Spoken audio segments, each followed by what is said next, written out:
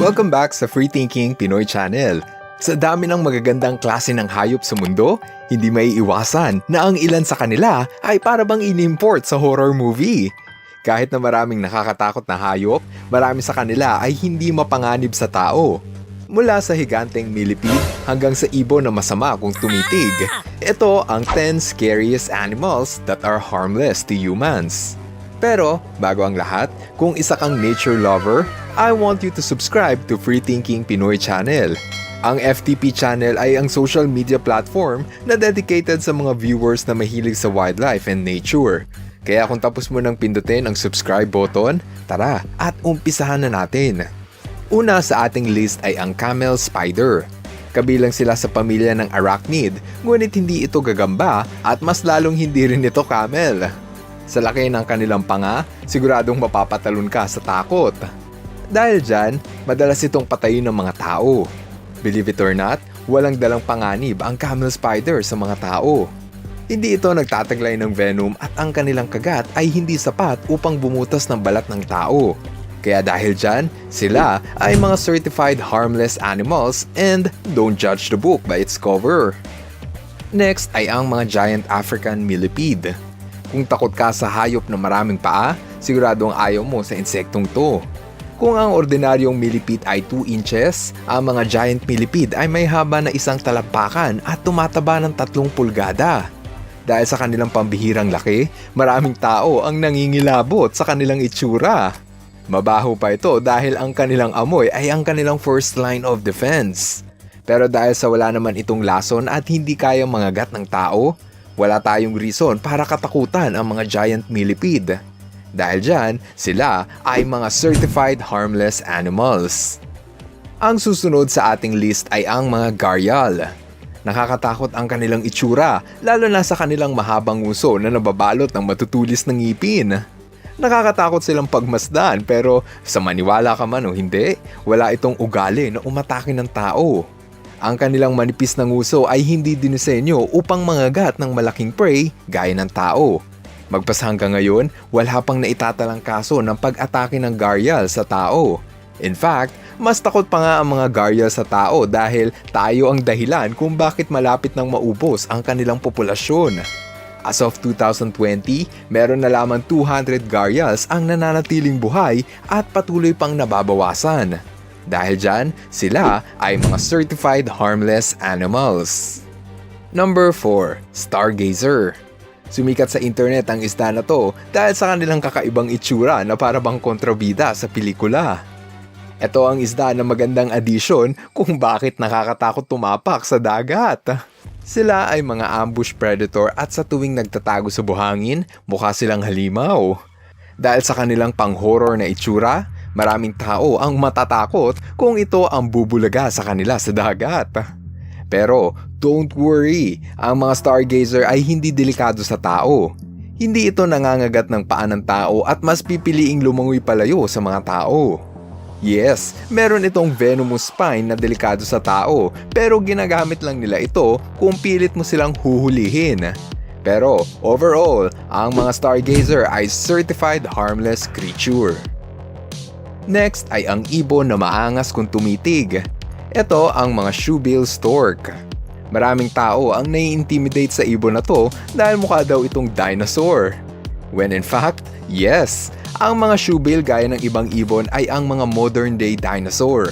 Sila rin ang may pinakamalaking circumference ng tuka sa pamilya ng mga ibon na ginagamit nila upang makahuli ng isda gaya ng hito. Dahil sa kanilang pamatay na tuka at mata na parang naghahanap ng away, maraming tao ang umiiwas sa kanila sa pangamba na baka saktan sila neto. Kung tutuusin, hindi sila delikado at ang kanilang tuka ay hindi kayang magdala ng pinsala sa tao. Kaya dahil dyan, sila ay certified harmless creature. Ang susunod ay isang uri ng lemur na makikita lamang sa Madagascar. Ito ang mga ai-ai. Dahil sa kanilang anyo, maraming tao sa Madagascar ang nag-aakala na isa raw itong masamang spirito na nagkatawang hayop. Nagresulta ito sa malawakang pagpaslang sa kanilang lahi na halos mauwi sa kanilang extinction. Nakakalungkot isipin na maski ang mga hayop ay naging biktima ng fake news. Kung tutuusin, wala naman talagang superpower sa mga ai at mali ang kaisipan na may dala itong sumpa sa mga tao. Kaya naman it is safe to say na sila ay certified harmless creature at please, itigil na sana ang paghunting sa kanilang pamilya. Next ay ang hayop na aakalain mong nagmula sa ibang planeta. Ito ang lobster moth caterpillar. Dahil sa kanilang itsura, madalas itong layuan ng mga tao sa pag-aakalang masakit itong mga gat. Ang kanilang nakakatakot na anyo ay isa lamang defense mechanism upang lubayan sila ng predator. Sa totoo lang, mahina ang kanilang pangil para kagatin ng balat ng tao. Kaya it is safe to say na ligtas silang hawakan at yon ay kung hindi ka takot sa kanila. Dahil sa wala itong kakayahang makapanakit ng tao, ang mga lobster moth ay certified harmless animals. Next ay ang pinakamakulay na hayop sa ating listahan. Ito ang mga milk snake. Sinama ko sila sa ating list dahil maraming tao ang nag-aakala na sila ay makamandag when in fact, wala naman talagang venom. Ang mga milk snake ay madalas pagkamalang coral snake na isang uri ng venomous snake. Pagmasdang maigi, magkamukha di ba? Ang pagkamalang venomous ang milk snake ay isa lamang kaso ng mistaken identity. Dahil dyan, ang mga milk snake ay certified harmless animals. Number 9. Basking shark. Ito ang pinakamalaking hayop sa ating listahan. Sa haba ng 40 feet, madalas itong pagkamalan bilang megalodon. Gaya ng dambuhalang halimaw sa pelikula, kayang-kaya nito ang lumunok ng isang buong tao. Pero, don't worry, ang mga basking shark ay hindi kumakain ng tao at tanging zooplankton lang ang kanilang kinakain. Yang maliliit na hayop, yan lang ang kinakain ng basking shark. Wala rin itong kakayang mangagat ng tao dahil sa nagliliitan nitong ipin. Overall, ang mga basking shark ay imposibleng kumain ng tao at dahil dyan, sila ay certified harmless animals. Last but not the least ay ang higanting coconut crab. Maraming netizens ang nakapansin sa laki ng hayop na to lalo na't nagkalat sa internet ang mala dinosaur nilang katawan. Maaari nating sabihin na nakakatakot nga ang mga coconut crab pero sila ay certified harmless animals. Kung meron man nakakatakot sa coconut crab, ito ay ang kanilang panipit. Ginagamit kasi nila ito upang buksan ang mga niyog o coconut. In fact, sikat pa itong pagkain sa ilang lugar at considered bilang delicacy. Oops! Teka lang, shoutout lang muna. Hello kay El Fuyaz. Hello rin kina Ruby Ann, Marian at Jasame Puavin. What's up sa Pamilya Guerrero from Angono, Rizal. Shoutout kina Heaven Bore at sa kanyang pamilya. At kina Ian Clarence, Frix Sean at Chelsea May Reblando. Ngayon, ipagpatuloy natin ang kwentuhan sa mga kakaibang hayop na sigurado ngayon nyo lang matutuklasan. Kaya panuorin nyo ito. Sa video na to, pag-uusapan natin ang 10 hayop na ngayon mo lang madidiskubre. Ito ang hayop na sa sobrang bihira, kaunting Pilipino lang ang nakakakilala rito. Mula sa insekto na mukhang panda hanggang sa nilalang na mukhang bulak. Ilan lang yan sa ating bida for today's episode. Dito sa Pilipinas, pwede kang makakita nito. Alam mo ba kung anong tawag sa insektong ito? Sila ang tinatawag na plant hopper. Kakaiba ang insekto na to dahil aakalain mong popcorn ang kanilang katawan. Ginagamit nila ang kanilang malabulak na dekorasyon para itaboy ang mga predator. Siyempre, sino ba namang predator ang gaganahang kumain sa hayop na mukhang alikabok? Malalaman mo ang kanilang presensya dahil sa nagiiwan ito ng puting sapot sa halaman. Kaya din nilang tumalon ng mataas para makaiwas sa kanilang kalaban. Kahit maliit at cute ang hayop na to, kilala itong namimeste ng pananim. Kaya naman mainit ang ulo ng mga magsasaka sa tuwing nakakakita sila ng ganitong insekto. Nakakaaliw sila pagmasdan, ngunit kung isa kang plantito, hindi mo gugustuhin na meron nito sa inyong bakuran. Susunod ay ang insekto na makikita sa bansang Chile. Alam mo ba kung anong tawag rito? Sila ang tinatawag na panda ants. Tinawag itong panda dahil sa kulay nitong black and white. Sa unang tingin, aakalain mong isa lamang langgam, ngunit kabilang ito sa pamilya ng mga wasp o patakte. So in short, mas malapit itong kamag-anak ng bubuyog. Mga babae lamang ang may ganitong anyo. Ang mga lalaki ay may kulay pulang katawan at mahabang pakpak. Kung ang mga babae ay tinatawag na panda ants, ang mga lalaki naman ay tinatawag na velvet ants. Magkaiba sila ng anyo kaya aakalain mong magkaiba sila ng species. Nakakatawa tignan ng mga panda ants ngunit hindi biro ang matusok ng insekto na to. Gumagamit kasi ito ng panusok o stinger sa tuwing may banta sa kanilang buhay. Cow killer ang bansag sa insektong ito dahil kaya raw nitong magpabagsak ng baka sa sakit ng kanilang panusok. Yikes! Tumungo naman tayo sa bansang Mexico para makilala ang susunod na amazing animal. O ito, kilala mo ba ang hayop na to? Kung si SpongeBob ang tatanungin, ito ang sagot niya sa'yo. An Alaskan bullworm! Sa totoo lang, hindi ito bulate at hindi rin ito isang uri ng ahas. Sila ang tinatawag na Mexican mole lizard. Isa itong uri ng lizard na kabilang sa pamilya ng Amphisbaenia na binubuo ng iba pang lizard na may mahabang katawan. Kakaunti lang ang taong nakakakilala rito dahil bihira lang sila mamataan. Nakatira kasi ito sa ilalim ng lupa kung saan sila komportableng mabuhay. Lumalabas lamang sila sa ilalim tuwing gabi at sa tuwing kakatapos lang ng ulan kung kailan basa ang lupa. Kinakain nito ang anumang hayop na kasya sa kanilang bibig, kabilang na dyan ang langgam, uod at iba pang insekto. Cute tignan ang mga mole lizard, ngunit maraming tao ang natatakot rito dahil sa maling pag-aakala na may kamandag ang kagat nito.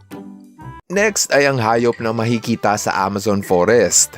Alam mo ba ang tawag dito? Sila ang mga pin snake. Obvious naman, di ba? Ito ay isang uri ng Cecilia na kabilang sa pamilya ng amphibians. Pero kung gusto mong mag-sound smart, tawagan mo sila sa scientific name na Atretocoana icelti. Wala itong lungs o baga at humihinga lamang gamit ang kanilang balat. Throughout the history, 2 beses pa lamang ito na mataan ng tao. Una itong nakita noong 1965 at muling namataan sa ikalawang beses noong 2011. Sobrang rare ng mga pin snake at tanging 2 specimen pa lamang nito ang dokumentado. Nakikita lamang ito sa Amazon River, ngunit dahil sa kaliwat kanan ang construction site at dam project, mukhang bilang na ang natitirang araw ng mga pin snake. Paborito pa naman nila kainin ang maliliit na isda, baby crabs, kohol at syempre, hindi mawawala ang tahong. Naging laman ng balita ang kaliwat kanang pagkasira ng Amazon forest dahil sa conversion nito bilang agricultural site.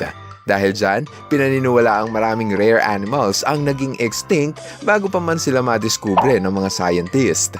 Isa sa maaaring maubos na hayop ay ang Amazonian Royal Flycatcher na naging mukha ng ilang wildlife conservation project. Napakaganda ng ibon na to at angat sa lahat ng ibon dahil sa kanilang makulay na korona. Sobrang unique ng kanilang korona kaya't nakapagtataka na kaunting tao lang ang nakakakilala sa kanila.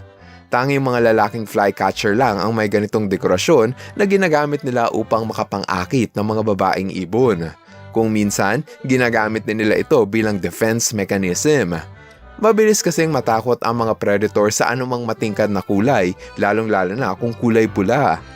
Sa sobrang nilang weird, para silang kabilang sa mundo ng Pokemon. Speaking of Pokemon, alam mo ba na merong real-life Venomoth? Ito ang poodle moth na makikita pa rin sa Amazon rainforest. Sumikat sa internet ang mga poodle moth dahil nasobrahan ata ito sa kakitan. Bagong discover lang ang poodle moth, isang patunay na marami pang hayop ang hindi natin alam. Sana all ng hayop na madiscover ay ganito ka-cute. Maikli lang ang kanilang buhay at tumatagal lamang ng 5 araw. Ang tanging purpose nila sa buhay ay makahanap ng mating partner at makapag-reproduce. Pinaniniwala ang may 100,000 species ng moth na nagkalat sa buong mundo. Ang iba ay sobrang liit, samantala ang iba ay parang nakalunok ng cherry fur. Oh no! Halos lahat ng disenyo at kulay ay pwede mong makita sa kanilang pamilya. Ang ilan ay sa sobrang strange, aakalain mong alien. Lumipat naman tayo sa China para makilala ang susunod na hayop. Nakakita ka na ba ng unggoy na ganito ka-cute? Sila ang mga golden snub-nosed monkey. Ako lang ba to o mukha talaga silang orangutan na kinagat ng vampira? Makikita ang mga unggoy na to sa China kung saan ka rin makakakita ng mga giant panda at maski na si Winnie the Pooh. Eto si Winnie the Pooh ng China habang kasama si Tiger. Ang mga snub-nosed monkey ay considered bilang first-class protected animal, kaya mahigpit na ipinagbabawal ang paghuli at pagpatay sa lahi nito. Sila ay endangered animals at meron na lamang 3,000 populasyon sa buong bansa. Napaka-cute ng mga hayop na to, kaya hindi ko alam kung bakit ba sila pilit na hinuhuli at pinapatay. Mukha silang stuffed toys at magandang stress reliever dahil maamo ito sa tao. Kasama sila sa ating list dahil maraming tao ang hindi nakakaalam na may ganito pala ka-cute na unggoy. Ang ating next destination ay ang bansang Hungary na sikat dahil sa kanilang hot spring, goulash at mabalbong baboy. Yup, ito ang Mangalitsa pig na makikita lamang sa bansang Hungary. Sa unang tingin, aakalain mong matabang tupa ang baboy na to.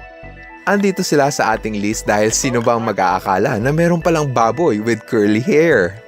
Kaunti lang ang nag-aalaga nito dahil nangangailangan ito ng malawak na grazing area. Hindi mo kasi ito pwedeng ilagay sa kulungan gaya ng ibang baboy dahil nagiging sakitin ito. Dahil sa kaunti lang ang nag-aalaga ng Mangalitsa pig, mahal ang benta nito sa merkado. Ang 1 kilo ng kanilang karne ay umaabot ng 560 pesos per kilo. Sila ang may titulo bilang world's fattest pig dahil 70% ng kanilang laman ay balot ng taba. Ito ata ang baboy na masarap ilahok sa adobo. Ngayon, tumungo naman tayo sa karagatan para makilala ang ilan sa amazing animals.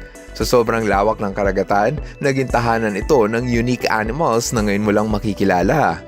Isa na dyan ang magandang southern right whale dolphin. Maraming klase ng dolphin sa buong mundo, ngunit ito ang species na may kakaibang kulay. Black and white ang kanilang balat na may hambing sa kulay ng mga killer whale. Ginagamit nila ang maitim na balat upang makapag-camouflage sa madilim at malamig na tubig ng Arctic region. Wala itong dorsal fin kumpara sa ibang klase ng dolphin at maliit lang ang kanilang pectoral fin. Dahil sa disenyo ng kanilang katawan, mabilis silang nakalalangoy sa tubig na parang torpedo sa sobrang bilis. Maganda at unique ang kanilang skin pattern kaya maraming turista ang willing magbayad ng malaking halaga masilayan lang ang ganito ka-rare na animals sa dagat. Maski dito sa Pilipinas, maraming animal species ang hindi pa nakikilala ng maraming Pilipino. Ang Pilipinas ay tahanan ng ilang libong uri ng hayop at kakaunti lang dito ang kaya nating pangalanan. Nakakalungkot nga isipin na kahit nabiyayaan tayo ng likas na yaman, hindi naman natin sila pinahahalagahan. Kaya naman isa sa objective ng FTP channel ay ang magbigay edukasyon at bagong kaalaman tungkol sa local animals ng ating bansa. Sayang naman kung mauubos na lang ang mga Rufous Hornbill ng kakaunting Pilipino lang ang nakakakilala. Nakakapanghinayang din kung maubos ang slow loris ng tawi-tawi dahil sa kakaunting Pilipino ang nakakaalam nito. Andiyan din ang Philippine Trogon na isa sa pinakamakulay na ibon ngunit hindi pamilyar sa maraming Pinoy. Kaya kung isa kang tunay na animal lover, patuloy lang tayo sa pagtuklas ng bagong kaalaman dahil ang animal conservation ay nag-uumpisa sa public awareness. Isa pang butiki na hindi mo makakasanayang panuurin ay ang mga flying lizard. Meron kasi itong pakpak sa kanyang tagiliran na ginagamit niya para makalipad o makapag-glide sa mataas na puno. Sila na siguro ang adrenaline junkie ng Animal Kingdom. Makikita ito sa buong Pilipinas, lalo na sa rehiyon ng Mindanao. Pangalawa sa listahan ay ang mga coleto bird. Mas kilala ito sa tawag na saling. Kung first time mo makakita ng ibon na ito, siguradong mapapatanong ka kung bakit kalbo ang ibon na ito.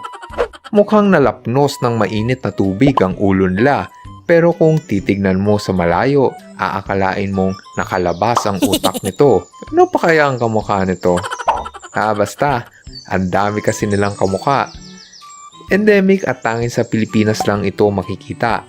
Nakakalungkot isipin na hindi man ito kasing ganda ng ibang ibon, madalas pa rin itong hinuhuli at ginagawang exotic pet kahit ito ay mga protected animals. Matalino kasi itong ibon at crowd pleaser dahil sa mga tunog na kaya nilang gawin.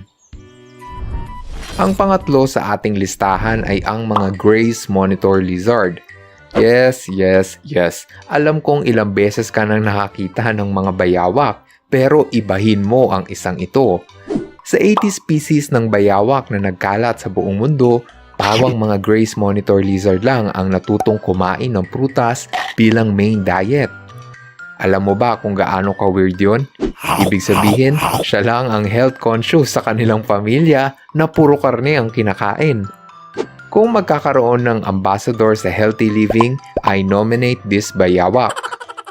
On a serious note, napakaswerte ng ating bansa dahil sa Pilipinas natatagpuan ang mga kakaibang hayop gaya ng Grace Monitor. Nakakalungkot lang isipin na bihira na lang ito makita at classified sila bilang endangered species o nanganganib ng maubos. Pang-apat sa listahan ng mga weird at kakaibang hayop sa Pilipinas ay ang mga red crossbill. Mukha itong ordinaryong ibon kung hindi lang dahil sa kanilang magkasalungat na tuka. Ang bawat dulo ng kanilang beak ay magkataliwas na para bang hindi magkasundo.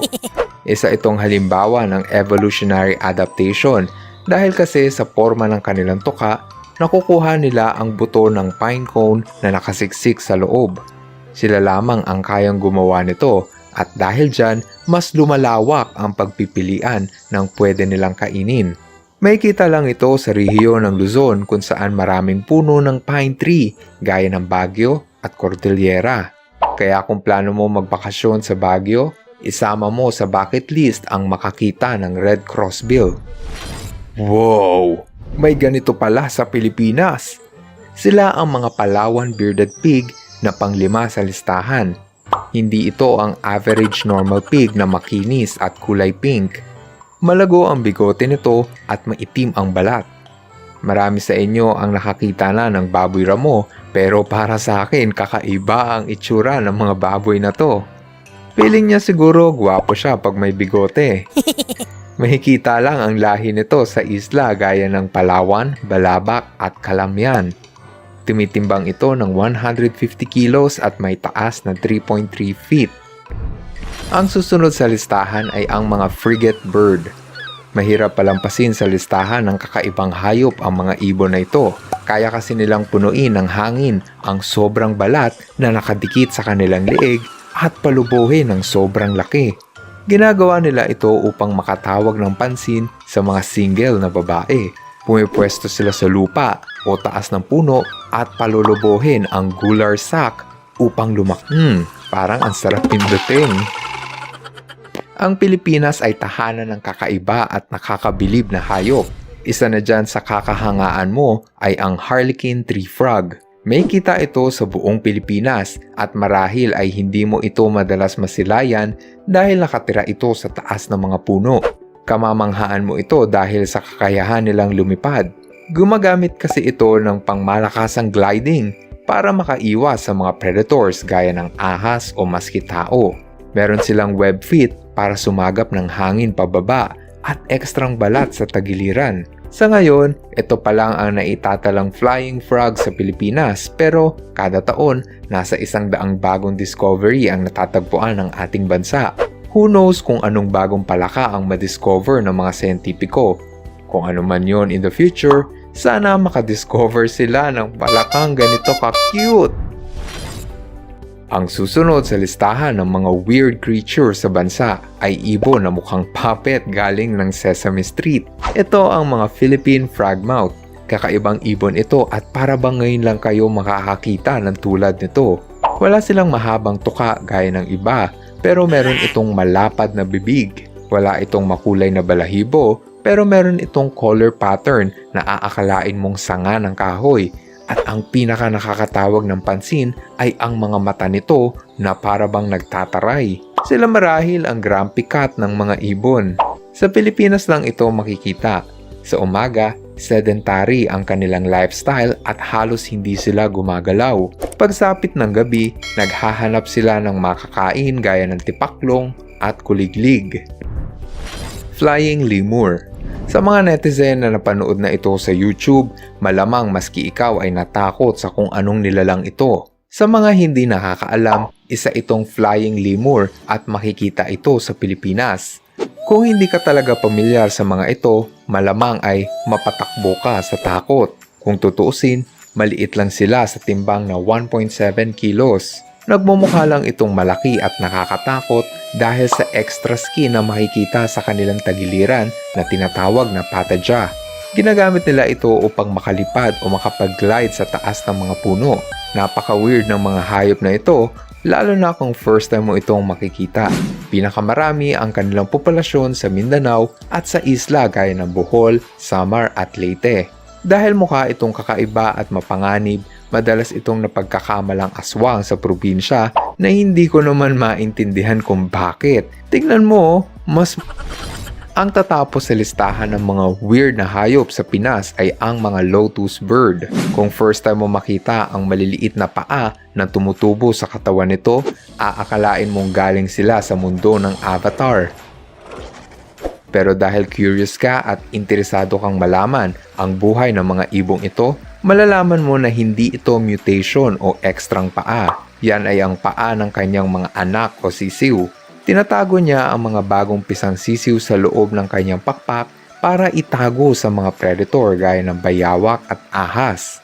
Ang ating mundo ay nababalot ng mga kakaiba at misteryosong kaganapan. Misteryoso ito kung hindi natin kayang ipaliwanag o lubos na naiintindihan. Pero kung curious tayo sa paghahanap ng kasagutan at tutuklasin natin ang katotohanan, masasabi mo pa bang weird ang isang bagay kung kaya mo itong ipaliwanag? Kung susugpuin natin ang ignorance o kamangmangan sa agham at siyensya, ang mundo ni Juan de la Cruz ay kailanman hindi mababalot sa misteryo. Maraming salamat sa inyong panunod. See you guys on our next video. Bye-bye! Hello mga ka-FTP! Ako si Nomer at nagpapasalamat sa inyong panunood. Kung nagustuhan nyo ang video ito, subscribe na sa FTP channel. Don't forget to hit the subscribe button para updated ka sa mga bagong videos. Paalam!